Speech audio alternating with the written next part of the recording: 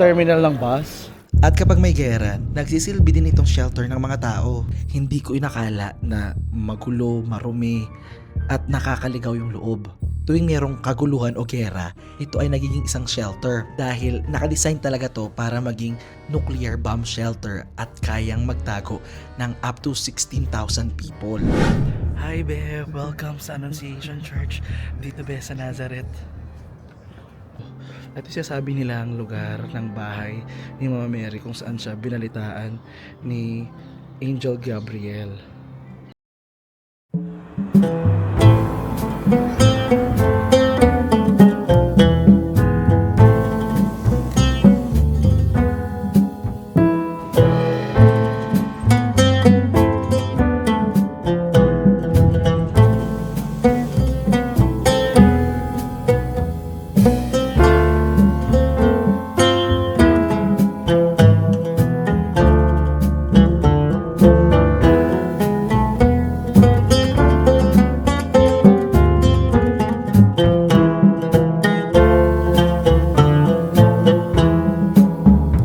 Los bienvenidos cantan con suspiros de amor.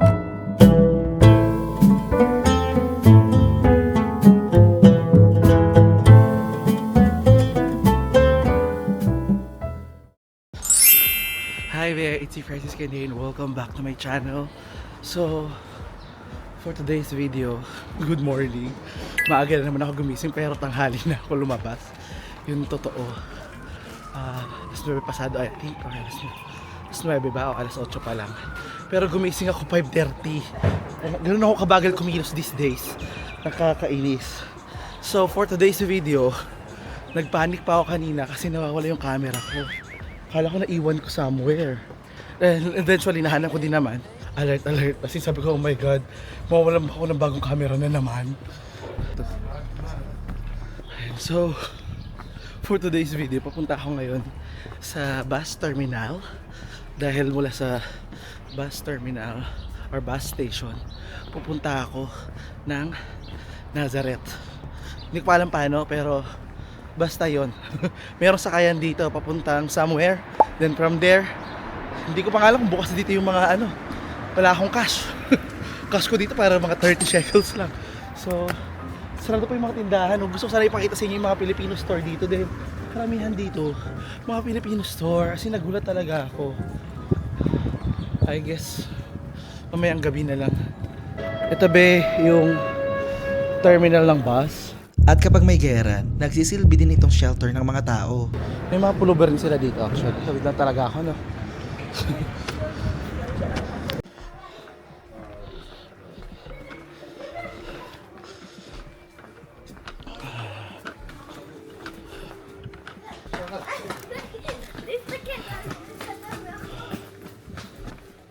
Dito be. Actually, second time ko lang nakapasok dito. Hanapin natin. Ay, sira pala yung escalator nila. Nasa 7th floor yung... Ayun sabi, oh, bus Jerusalem. Okay. Ito ba lahat ganito? Ito, bus to Jerusalem, 6th floor. 4th floor. Asan yung bus to? Ito, 6, 7. 6, 7.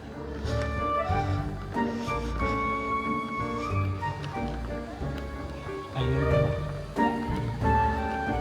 Ay, wala.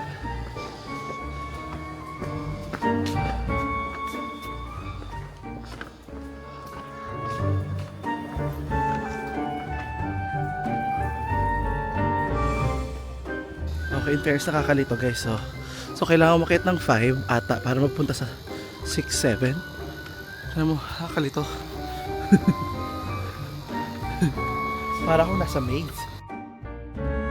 At nang pinasok ko nga itong Takana Merkasit o itong Central Bus Station ng Tel Aviv, nagulat talaga ako. Hindi ko inakala na magulo, marumi, at nakakaligaw yung loob. Tuwing merong kaguluhan o gera, ito ay nagiging isang shelter dahil nakadesign talaga to para maging nuclear bomb shelter at kayang magtago ng up to 16,000 people. medyo komplikado yung loob, yung disenyo kasi sinadya talaga para mapilitan yung mga tao, mga pasahero na dumaan sa iba't ibang mga katindahan, pero dahil sa sobrang laki at ang gulo ng layout, marami yung naliligaw minsan dito tulad ko. At kung mapapansin ninyo nga, hindi rin siya ganoon kalinis dahil kung sino-sino na lang yung nakatira dito. Merong mga nakatira na mga addict, mga homeless, at ng ibang mga asylum seekers na walang sariling safety room.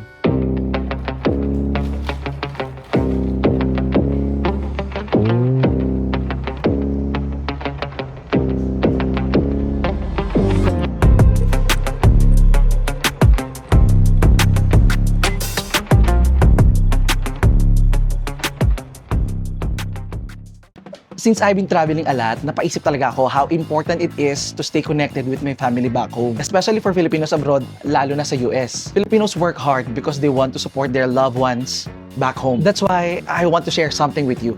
It's called Nala. It's a super easy and reliable money transfer app that lets you send money from the US to the Philippines. At available siya on both Android and Apple devices. So madali lang i-download. And what I like about it, be?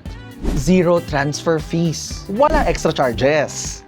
At magandang exchange rate. And you can even compare it inside the app. And super bilis. Almost instant yung pag-transfer. At hindi na kailangan na naka-Nala app din yung padadalan sa Pinas kasi you can send directly sa GCash, sa Maya, Coins, GrabPay, or any other banks. And here's the best part. If you are in the US and you want to try it, you can use my code CANDI, like CANDI, and you'll get a $15 welcome bonus. Just sign up and send $40.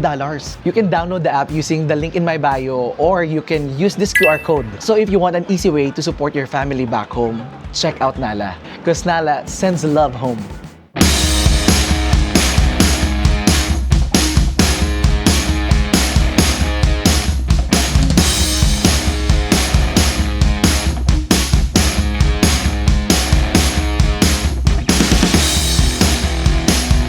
Ito ba, nakasakay na tayo sa second bus. And so far, kasya naman yung pamasahe ko. So unang pamasahe ko is 8, ito 19. Ang pera ko is 40. Alam ko 40. So ilan na lang yun? 19 plus 8, meron pa akong 11.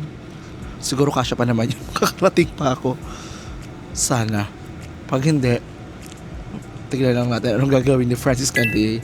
Pero I believe kung tayo Nazareth, maganda yung intensyon natin and God will guide us. Amen. Wow, patay na sa BGC oh.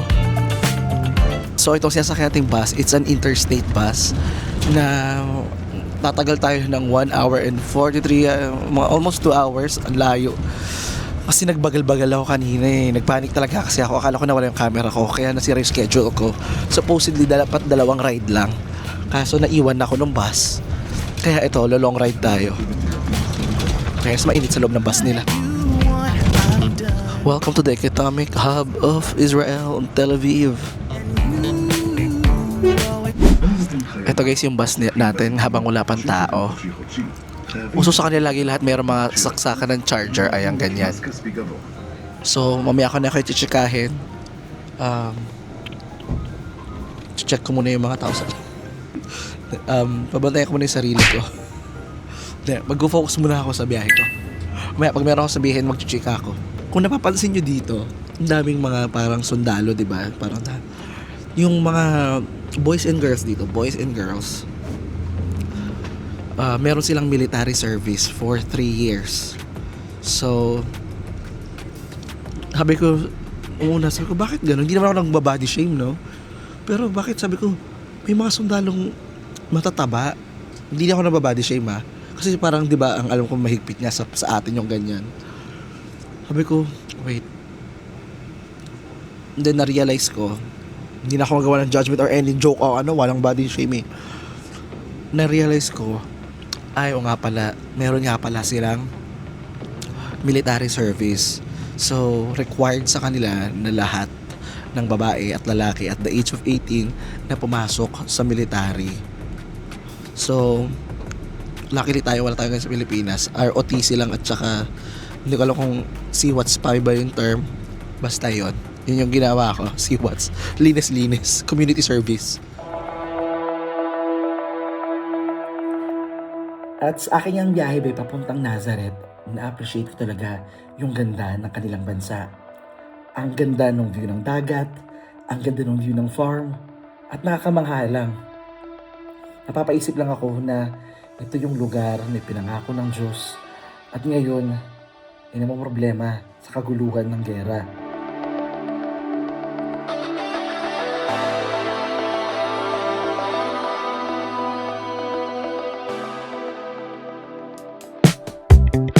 At mula nga be sa Tel Aviv ay bumiyahe tayo papuntang Nazareth.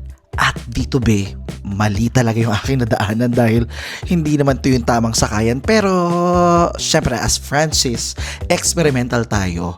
We discover new ways. Pero masaya naman ako sa naging decision ko dahil ang dami ko nakitang magandang bagay dito. Itong mga farms nila, itong mga gandang hills nila na parang sometimes a wrong way leads to a new discovery. It's just a matter of perspective, be. Tingnan mo naman, ang ganda-ganda nitong lugar, di ba? Wow! Parang nakikita ko lang dati sa cable network. Tapos ngayon, eto na!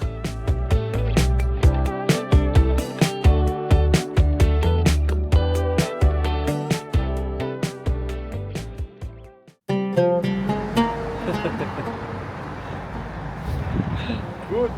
Yeah. How much? In dollars? 700.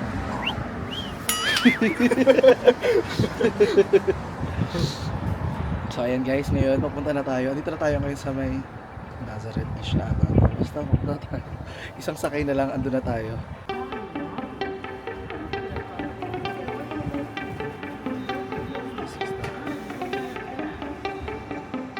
So nakakababa na ako ng bus be. Ngayon pasakay tayo sa panibagong bus na naman. And after nun, makakarating na tayo sa central station ng Nazareth. In fairness, malamig dito talaga. Na-research ko naman na malamig dito, pero hindi ko na-expect na malamig nga. Sabi ko pagkababa ko, umihip yung hangin, lamig. So naghihintay lang ako ng bus. Kanina, medyo naiilang ako, may mga bata. Hindi ko alam kasi kung... So feeling ko mga Muslim sila. Kasi iba yung ano nila eh. Yung, alam mo naman yung, alam ko yung ano eh, personality ng mga Muslim, sila yung mas madaldal dito. Based sa ano ko experience ko dito. So, approachable yung mga bata, chika-chika sila, how much is the camera, blah blah blah. So anyway, naghihintay na tayo ng ating sundo talaga, ng service. Yung biyahe natin papunta dito, sobrang nag-enjoy ako sa view. Ang ganda sobra. Ang ganda sobra. Tapos sabi nga nila, yung farming nila dito, sobrang amazing. Kasi knowing na Middle East ito, no? Ang galing na naging, naaral nila kung paano sila makakapagtanim ng maraming mga products, crops. Naaral nila kung paano makakapagtanim ng napakaraming crops. Well, anyway, dito lang ako dito. And we will see. Ito ba yung itsura nila dito sa lugar? Andito tayo sa may Happy Kud Junction. Ayun. So, kanina yung mga bagets, mga mga Arabs. Kasi dito, may, kung pagkakalam ko, malaki yung population ng mga Arabs dito sa Nazareth. Kaya, ang dami nila. Anyway, ayun, medyo nilalamig ako dito, be. Actually, be, itinuturing na Arab capital of Israel ang Nazareth. Dahil ito yung city with the biggest population of Arabs.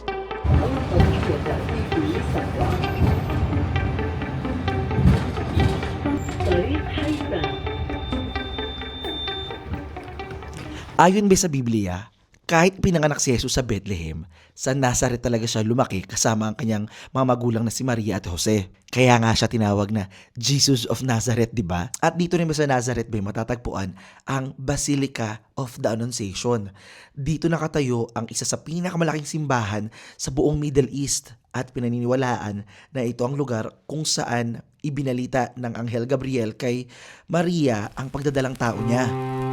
Hi there, it's me Francis Candy and welcome back to my channel. Andito na tayo ngayon sa Nazareth, ang lugar kung saan lumaki si Yesu Cristo. So ayan, Ben, nakababa na tayo. And... tamlay dito, Ben. Sabi nga nila, itong Nazareth daw, iba yung vibe niya kumpara sa ibang lugar dito sa Israel. So, anyway, ngayon ba maglalakad na tayo papunta dun sa simbahan. So itong Church of the Annunciation, ito yung sasabi nilang lugar. So kung alam niyo yung Annunciation, sa hindi yung pinsan ko si Ate Anunciacion. Yung Church of Annunciation, sinasabi na ito yung lugar kung saan ibinalita ni Anghel Gabriel ang magandang balita kay Mother Mary, kay Virgin Mary, na siya ay magbubuntis. So, sinasabi nila, ito yung lugar na yon, ito yung bahay na yon, pero tinayuan siya ngayon ng simbahan. So, let's go, be. Ito na. So, napapansin nyo, today is Sunday. Wala masyadong tao. Ay, Lord.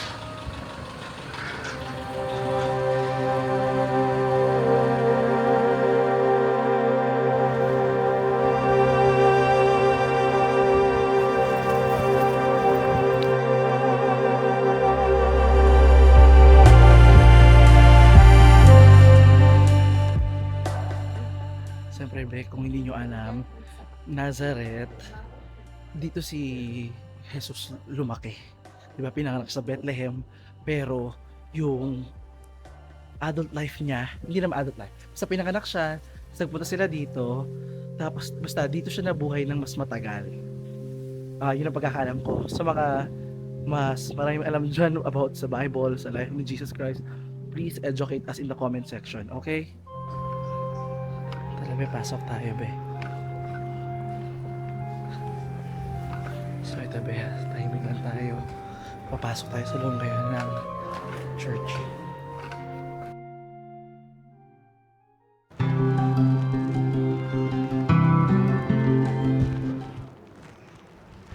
At sa akin yung pagpasok dito, be, batid ko na marami sa inyo ang pasan-pasan ko rin dito.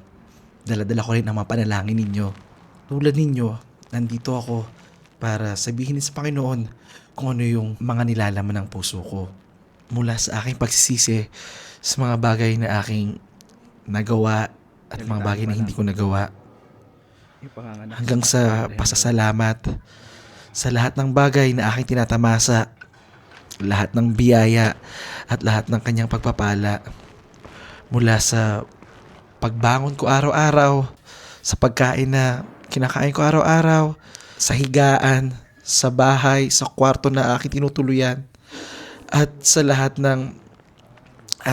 ng paggabay, sa lahat ng ating paglalakbay. Nagpapasalamat ako sa Panginoon dahil hindi niya ako pinabayaan, na kahit wala akong kasama dito, alam kong hindi ako nag-iisa. Tinataas ko po ang lahat ng aking panalangin sa inyong pangalan, Hesus Kristo. Amen.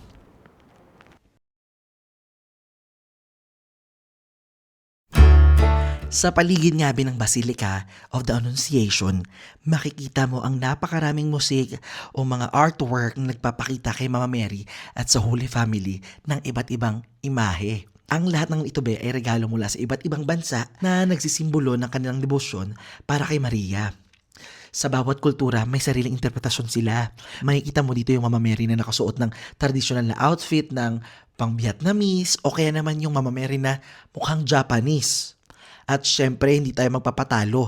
Ang Pilipinas, meron ding entry dito. Makikita nyo dito ang imahe ng Our Lady of Piat mula sa Cagayan. Ipinapakita lang dito, be, na kahit sa Nazareth lumaki si Jesus, ang kanyang mensahe at ang kanyang pagmamahal para sa kanyang ina ay para sa lahat ng kultura at lahat ng lahi.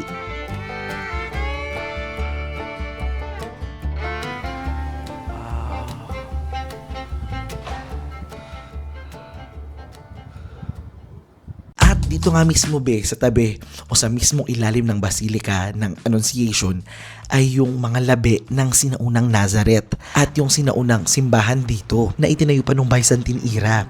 Dito be sa tabi ng Basilica, may isa pang simbahan actually kung saan sinasabi na yung ruins din sa ilalim pinaniniwalaan na dating karpenterya ni Jose at tinarhan din be ng Holy Family.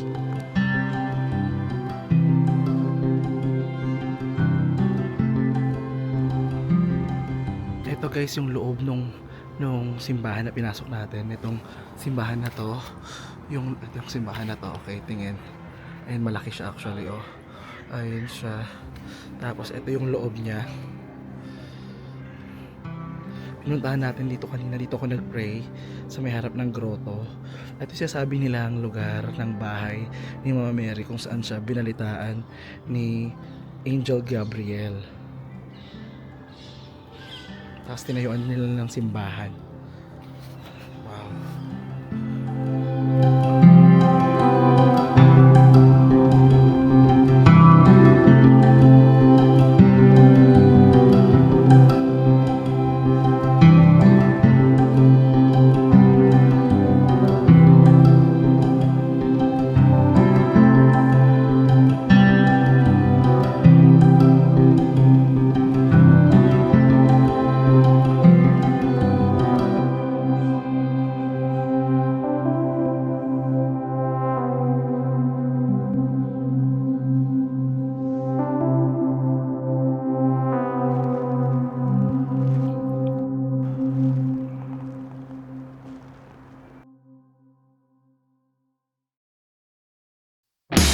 So ngayon guys, andito tayo ngayon sa panibagong biyahe.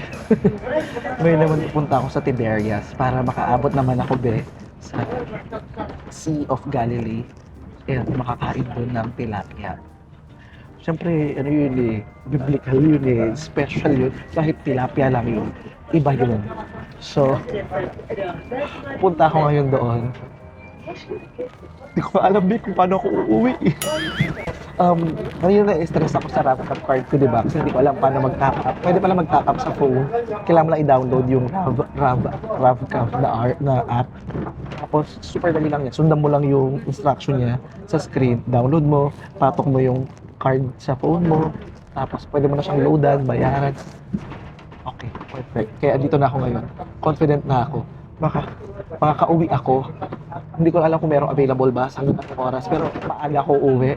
Mga siguro 6-7 hindi na ako kasi medyo malayo yung biyahe.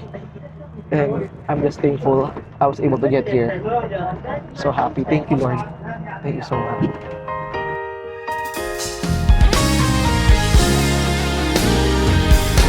I can never repay you for all you are and all you've done for me. I couldn't thank you enough. My worship could never measure how I feel. So ayan Ben, dito na ako sa sumunod na bus. Bumaba na ako. Nakakaloka, kinakabahan ako. Sabi ko sana may dumating na bus. Kasi sabi sa Google Maps, walk 2 minutes and wait up to 43 minutes. Ako, ha? Oh my God, 43 minutes? Ang tagal. And luckily, Ben, natatanaw ko na may bus na parating. Sure na. Oh my God, I'm so happy. So I'll be an offering at the potter's wheel. I give you my life. I offer my best, a sacrifice. Whatever you ask, morning and night, and every hour that shall pass, it's yours to have and hold, to mold and shape. Lord, fill this place.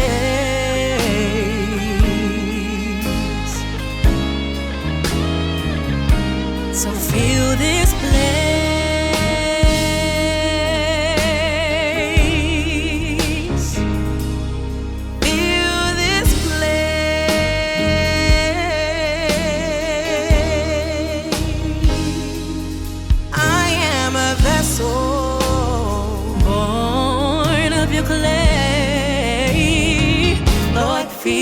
this place.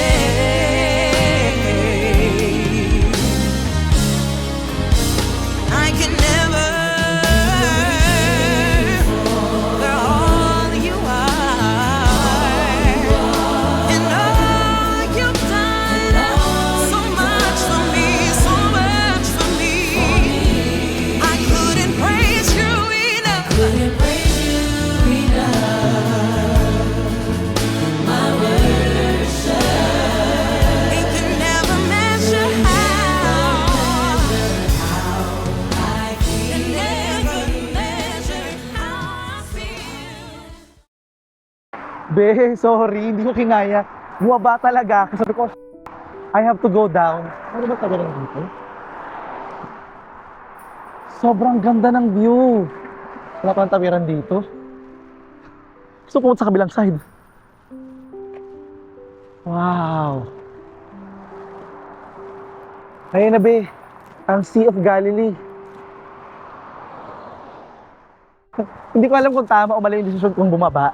Pero from here, kasi sabi ko, hindi pwedeng kailangan may picture ako sa lugar na to. Sobrang ganda talaga, as in. Wow. It's so beautiful. So, be, yung nakikita yung bundok doon sa malayong background, ayun yung pinakamataas na bundok dito sa Israel. Yun yung Mount Hermon na nasa Golan Heights, bordering Lebanon and Syria and Israel. Ayan, wow. Sobrang ganda. Alam mo yung sobrang busog na busog yung mata ko sa ganda nung views nung plain field, yung farm or kung field lang yun na plain. Tapos yung sobrang magical. Ang ganda ng lugar. Diba, may lake, yung Sea of Galilee, lake lang talaga siya, freshwater lake. Tinawag lang talaga siya ang Galilee Sea. So, merong lake, merong bundok, may fields of green. Ang ganda. Wow.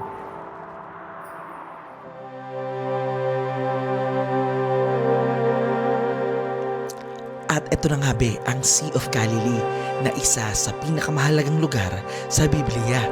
Dahil dito nangganap ang maraming himala ni Jesus gaya ng paglakad sa ibabaw ng tubig, pagpapatahimik niya sa bagyo, at ang himala ng pagpaparami ng tinapay at ng isda.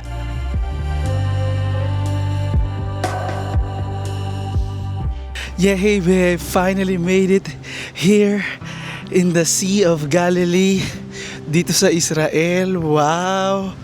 I made it, nakakatuwa. Oh, ito lang pala yung decks. Okay na to dito. So ito guys. Woo, I made it! Ayun, pwede kayo dito mag boat ride actually. Ayun yung mga boat dun sa unahan, no? Honestly, hindi ko alam kung mag-boat ride ako. Kasi nagugutom na talaga ako. Yun talaga yung una kong nireklamo na ngayon. Hindi ko rin alam anong oras yung boat ride. At saka, saan kasi. Parang dito lang naman yan actually. So happy we made it here. Wow, sobrang ganda ng view. At dito nga rin be, sa Sea of Galilee, tinawag ni Jesus ang kanyang mga disipulo na si Peter, Andrew, James at John, na karamihan sa kanila ay mga mangingisda. Kaya dito talaga nagsimula ang kanilang paglalakbay bilang fishers of men.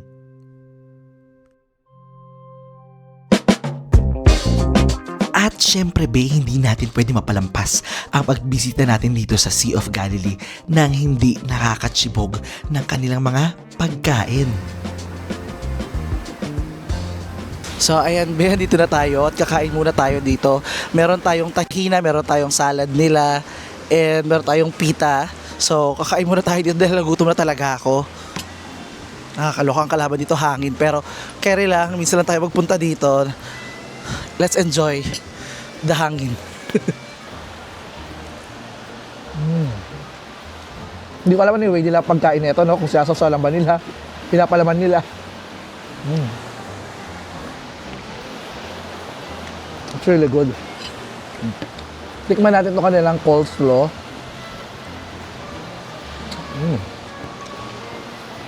Hindi ko bet.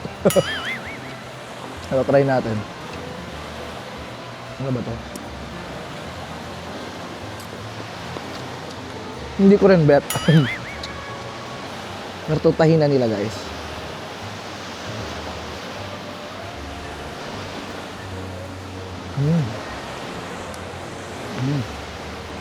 Dila nyo, walang ibang turista, ako lang. So itong tahina, be, ang flavor niya is medyo mapait sa unang tikim. Pero yung texture niya is very creamy. Tapos bagay siya sa mga savory na pagkain kasi hindi siya matamis.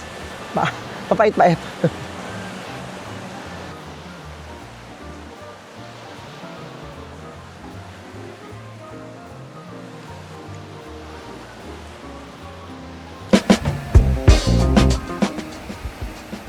So ayan, be, tara, kain tayo. Dito na yung ating St. Peter's fish. O sabi nila tilapia lang naman ito. Lagyan natin siya ng lemon. At ito, yung binili ko is yung grilled. Kasi yung unang panahon, grill pa lang naman sila ata. Hindi pa ata sila nagpaprito. Hindi ko sure. Ayan. Lagyan natin siya ng lemon. Wala tayong sausawan eh. Mas akala ko marami na siyang fries. As in, 3 potato wedges lang pala. Hindi na raw kapadagdag ng order kasi medyo matagal. Total, medyo malaki naman yung isda. Okay na din to. Ayan, kain tayo, guys. Wow. In fairness, masarap yung spices nila. Tilapia.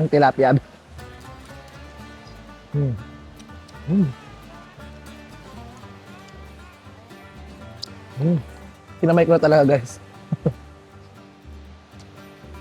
At saka, in fairness naka-boneless na yung ating isda. Nagbalansahan nyo na ako na wala na sa isip ko. Nagkamay na ako. Ay. Hindi pala siya boneless. Charot lang. Alam mo ba what's good with their seasoning ng tilapia? Super simple lang ng flavors. Garlic, salt, olives, herbs, mga thyme, parsley, ganyan. So nagpapak lang talaga ako dito ng isda. Ito ba yung kalaban sa ganitong outdoor? Tapos mahangin. Ang bilis lumabig ng pagkain ko. Kung naalala nyo sa Bible, kala mo naman pala ano talaga ako, no? Sa Bible kasi, ang kwento, inutusan ni Jesus Christ, si St. Peter na mangisda. Tapos sa pangingisda niya, may nakitang pilak. So merong silver coin. Habang nagtatanggal ako ng tinik, na nakita. Tapos mula na nun, if I'm not mistaken, no, doon na tinawag sa kanya yung yung tilapia na St. Peter's fish. Akala ko din si Babo, mahilig sa isda. Hindi na ako nahiya, guys. Sala-sala pa naman na restaurant to, nasing kamay ako. Ginawa akong mang-inasal. Okay, make sure pagkain ko siya na baka magutom kayo. Ito, madali lang gawin. Tilapia lang.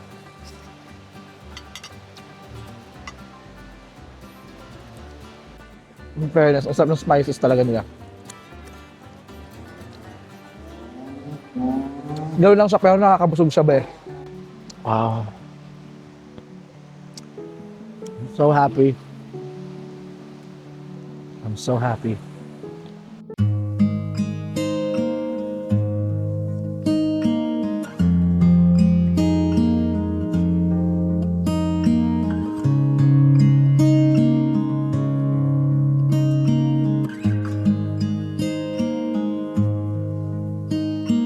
How many smiles does it take to be happy? How many times do you have to feel lonely before you get the chance to meet someone? Before you get to meet someone like you? How many songs can you write about heartbreak? How to go on when you're fed up with mistakes? Maybe I just found the answers. Maybe I just found the answers in you. Wow. Grabe be, hindi ko alam kung na-appreciate nyo yung ganda ng lugar dahil baka mas maganda yung gate sa likod ninyo sa bahay ninyo dyan sa Pilipinas. 'Di ba? Pero ako, sobrang na-appreciate ko ba yung ganda. Ang ganda ng weather, ang ganda ng mundo. Ang sarap mabuhay. 'Di ba? Life is good. Wow. So ayan be, I think this concludes our day here in Israel. Sana nag-enjoy kayo. Sana may natutunan kayo. Sana nag-enjoy kayo sa paglalakbay ko. At I'm just really grateful to be here. On this video, narating natin yung Church of Annunciation, ang lugar kung saan lumaki si Jesus Christ. Tapos nakarating tayo dito sa Tiberias. Ang ganda. Ang ganda lang, be. Diba? Just look at the color of sunset. Diba? Ang ganda ng background ko. Sobrang ganda. Wow.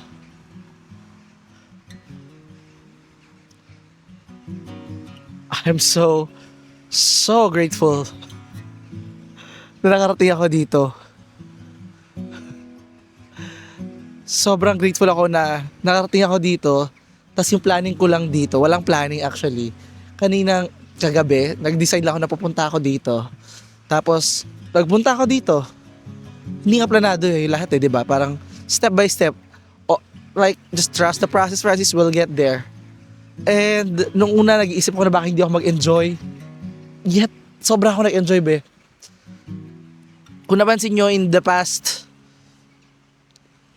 for a long time, mag-isa lang din ako. Gusto ko rin talaga nagsosolo ako sa mga videos ko. Wala din akong kasama. Somehow nare-recharge din kasi ako pag ganitong ako lang, wala akong kausap. Kausap ko lang yung sarili ko, yung mas naririnig ko yung inner thoughts ko. Mas nakikilala yung sarili ko na parang, honestly, yung pagkilala natin sa sarili natin is hindi natatapos. Sabi nga nila, or baka ako lang nagsabi nito, hindi ko alam sino nagsabi, yung parang, lahat naman tayo nagiging adult. Like, yung katawan natin tumatanda, pero yung mindset natin somehow, it stays at like 25, 30. Ganun pa rin naman eh. Katawan lang tumatanda. Nagkakaroon tayo, nagmamature lang din tayo sa mga bagay-bagay. Emotionally, mentally, financially, sa mga responsibilities natin. Yung no matter how old you get, you can always start a new dream and work on your dreams day in, day out. So mula dito be sa Tiberias, dito be sa Israel, it's me Francis Cande. Until next time, don't forget to love yourself like someone you want to love because be, you deserve that kind of love. Medyo nabulol ako doon pero you get the point. Bye bye!